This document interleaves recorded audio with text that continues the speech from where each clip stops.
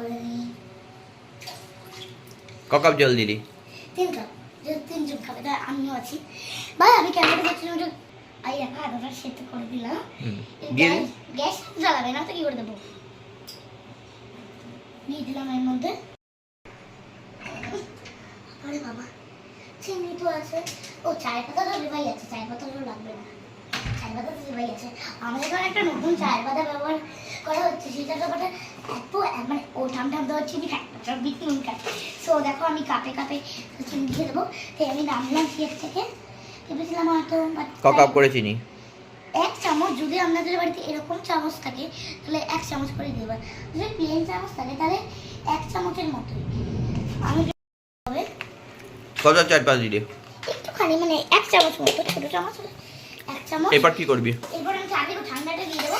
ঠান্ডাটা ফুটে যাচ্ছে তো, এরপর চাটা দিয়ে ঠান্ডা দিয়ে দিই।